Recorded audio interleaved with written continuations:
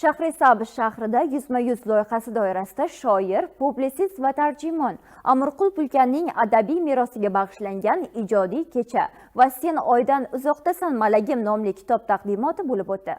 Hozir shu haqida.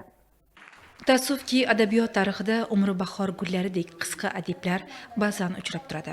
Lekin bu tabiat qonunini chetlab o'tadigan birgina yupanch bor. U ham bo'lsa har bir iste'dod egasidan qoladigan ijodiy merosdir. Shoir Amirqul Polkandan ham o'ziga xos she'riy guldasta bir necha dostonlar xotira bo'lib qoldi. Uning kamtarin ijodi ulug' bobosi Polkan shoir nomi bilan bog'liq. Mashhur shoir Amirqul Polkanning o'zbek adabiyotida o'ziga xos alohida o'rni bor. Shoir 34 yillik qisqa umri davomida o'zidan boy adabiy ijodiy meros qoldirdi.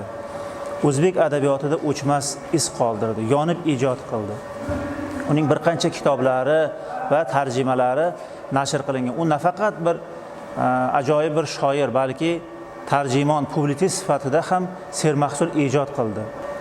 Fors, tojik, qozoq, rus tillaridan tarjimalar qilib, o'zbek kitobxonlarini jahon adabiyoti durdonalari, namunalari bilan tanishtirdi. Sen oyday uzoqsan malagim nomli kitob taqdimotida poytaxtdan tashrif buyurgan ijodkorlar, talabalar ishtirok etishdi. Bugun hech kimga sir emas, mamlakatimizda kitobxonlik madaniyatini yanada rivojlantirish, shu mutolaa ma'naviyatini yuksaltirish bo'yicha juda katta ishlar qilinyapti. Mana shu Sen oyday uzoqsan malagim kitobini bugun targ'ib tashviqi juda ham bir havas qiladigan darajada tashkillashtirildi.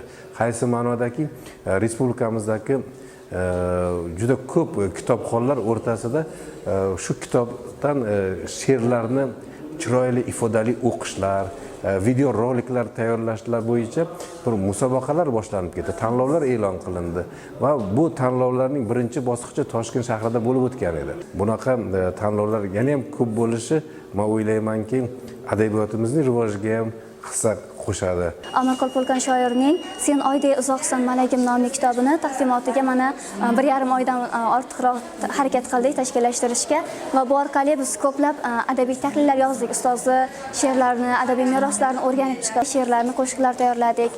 Bugunda juda ham ko'p yoshlarimiz, ijodkorlarimiz taqdirlandi. Albatta bu yanada ko'proq ijod qilishlari uchun, o'z ustilarida ishlashlari uchun bu katta motivatsiya deb bilaman.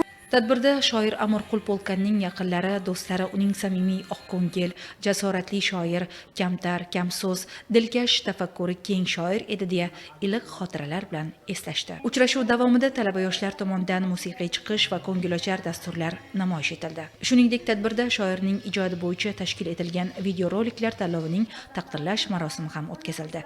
Tanlovda g'olib bo'lganlar esdalik sovg'alar va kitoblar jamlanmasi bilan taqdirlandi. Sizlarga yetkazmoqchi bo'lgan xabar va voqealar tafsiloti shulardan iborat edi. Bizni ijtimoiy tarmoqlardagi rasmiy sahifalarimiz orqali ham kuzatib borishingiz mumkin. Xayr, salomat bo'ling.